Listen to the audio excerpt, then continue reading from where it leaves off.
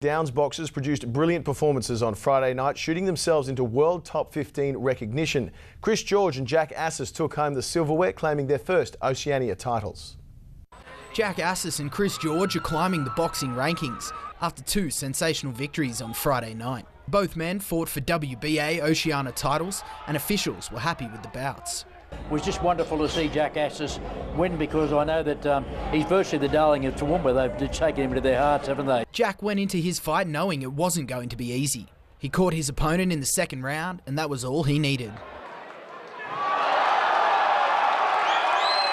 Great feeling, because I dream to take the belt tonight, so because it's a good condition. For Chris George, it wasn't as easy having to fight for his title. Chris was knocked down early in his bout and struggles to remember a lot of the fight. Didn't come easy, that opponent, he was good.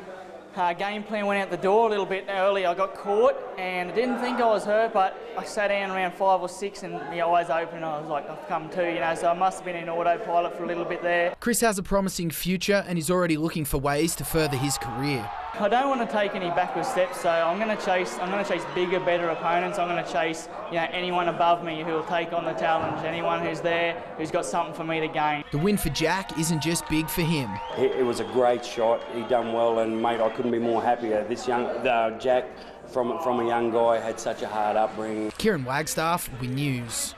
Continuing with boxing, and green and gold reigned supreme at Rumours International as Team Australia took home the inaugural John Geiger Cup. Australia claimed the trophy in sensational fashion with a 5-0 drubbing of Team Brazil.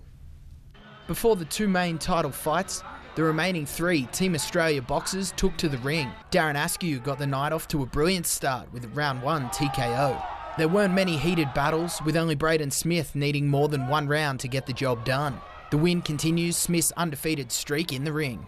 It's something that to be very remarkable in boxing you need to keep, so but with it comes a lot of pressure, so I'm very pleased to remain undefeated and get through that fight. Braden now looks to his next bout in Thailand, which is a brilliant opportunity in his career.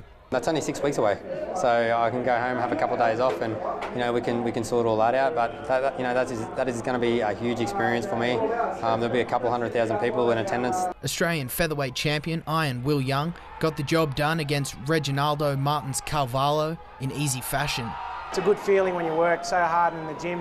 We've had 12 weeks prep for this fight, and the punch that finished him off is something we've worked a lot on tirelessly in the gym, so I couldn't be happier. Will Young will now look to defend his Australian featherweight title in the near future. We've got some big fights planned for next year. We've got the good win tonight. And we'll probably be back in the ring February, March, sometime like that. Trainer Brendan Smith couldn't be happier with the effort put in by his boxers. They were very sharp, they were very on the mark, and they were hitting very hard, and that's why we got the knockouts. They haven't left one stone unturned in the last 3 months. They really wanted these fights, they wanted the cup, and mate, I couldn't be more prouder of them. Kieran Wagstaff, WIN News. Tomorrow's 150